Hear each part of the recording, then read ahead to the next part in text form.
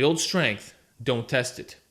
That's a very important concept in strength and conditioning. And unfortunately, there's too many guys who misuse this idea to support their dogmatic beliefs.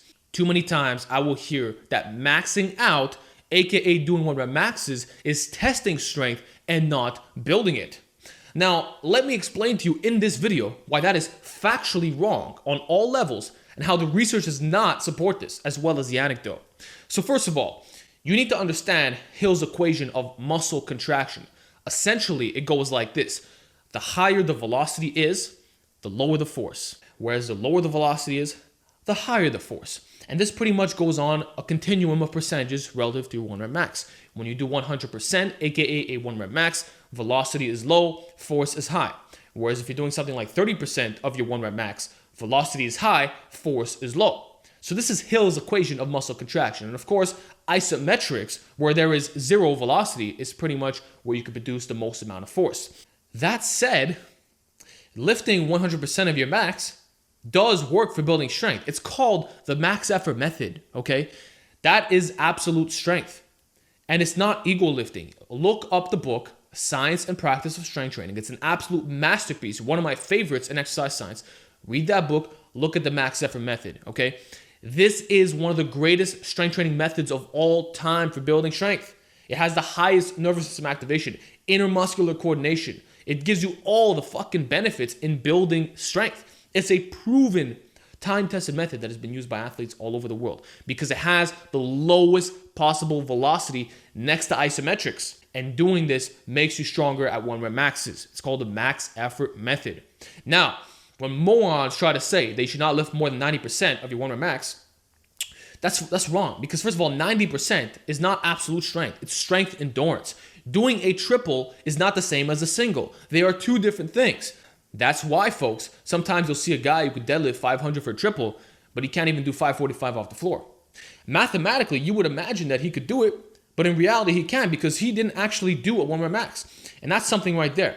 Until you've done a 1 rep max, you don't have the right to claim that you've done a lift. You can't, you can estimate. You can say, I estimate that I could lift this, but you can't factually say, based off calculators, based off a 3 rep max, that you can actually lift this because strength endurance and maximum strength are not the same thing. They're completely two opposites. And again, you can learn more about this in Special Strength Training, a manual for all coaches by Dr. Verkhoshansky, where he talks about speed, strength, speed, strength, endurance, absolute strength, etc.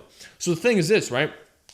The max effort method, aka doing 1 rep max, is not ego lifting. It's a real strength training strategy that works. And tons of great systems have been developed for this that many athletes all over the world have utilized. Max effort method is time tested and factually supported by the research. It does work. It's not testing strength in any stretch of the imagination. Now, testing strength would be doing the same exercise every week out. So if you do a 1 rep max conventional deadlift, week 1 you do it, week 2 you do it, week 3 you do it.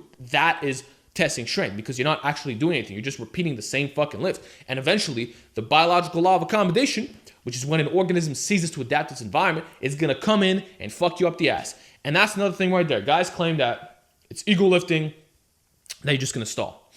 No, that's not true if you rotate exercises. If you rotate the exercise, you can do 1 rep maxes year round. In fact, I've been doing 1 rep maxes for years. For fucking years. I don't even take deloads. I do 1 rep maxes every single week. Except I rotate the variation, you see?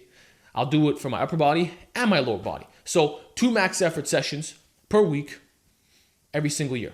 Yeah, people say that this is testing strength, right? No, it's called building strength because 1 rep maxes, it's called the max effort method. It does fucking work, okay?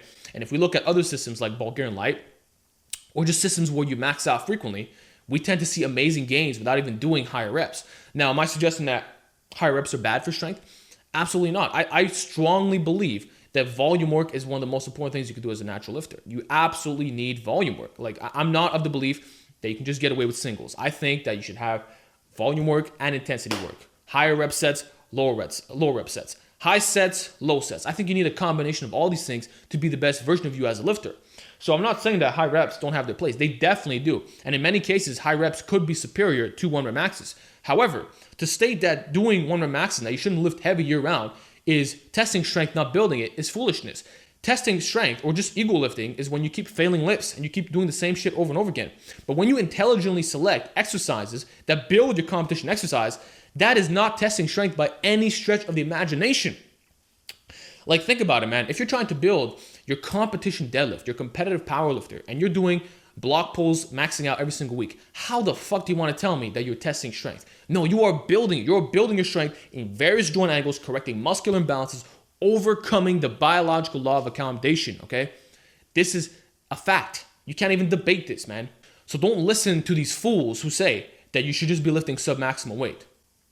You should be maxing out. Like, in my opinion, concurrent periodization is the way to go. You don't have to concurrent if you don't want to, but the max effort method is without a doubt a time-tested, proven way of getting stronger. In fact, the old-time strongman strived on this method. The old lifters, the old school lifters of the past, people like to reference the old school guys, right, and what they used to do. Well, a lot of what they did was singles. That was actually one of the greatest secrets of old lifters. They used to do fucking singles. They used to do low volume, a lot of them. Just singles, man. 1 rep maxes. That was a fucking staple in all these strength training programs. 1 rep maxes make you strong, bro. And another thing, right? You're only going to get stronger at that which you train. That's why even when we talk about linear periodization, there is a peaking process. You can't just do volume work to get stronger. No periodization includes this. Eventually, there's a peaking process through which you're doing lower reps. So whether you're doing concurrent or linear, guess what? Eventually, if you want to hit the highest 1 rep max possible, you have to do some low reps. So if I'm doing concurrent, maxing out year round, you can't tell me that's ego lifting. You can't tell me that's testing strength, because it's building it, man. That's how I got so strong at most of my lists, for fuck's sake. I credit a lot of my strength to doing singles because it works. It's not testing strength, okay, guys? And by the way, that explains why a lot of these bodybuilders are not as strong as powerlifters. It's not because they're weak necessarily, but it's because they don't work in the lower rep ranges, okay? That's why sometimes I'll have friends of mine that could outlift me in a high rep set, yet when they try doing a 1 rep max, they can't even come close to my numbers, because I actually train singles. If you train singles, you're going to get better at singles. If you do reps of 30, you're going to get better at reps of 30, of course. You're going to get better reps at 15 and 10 because it has that carryover, but it doesn't guarantee that you're going to have the highest 1 rep max possible. Again, I'm not saying you're going to be weak, but the carryover is not the most specific thing. If you want to get better at a range of motion, you practice the range of motion. If you want to get better at a rep range, you actually practice the rep range. It's a very simple concept. Specificity of training applies to all aspects here, not just the exercise selection, okay? So that's really all I wanted to talk about in this video. Remember, if you're doing things properly, like there's an intelligent reason behind you doing 1 rep maxes, then it's not ego lifting, it's not testing strength. You're building it in an intelligent manner that's going to make you a lot stronger. So that's it for today's video. I want to know your feedback down below. How often do you max out? What is your preferred system? I want to know. And with that, I'll talk to you all next time.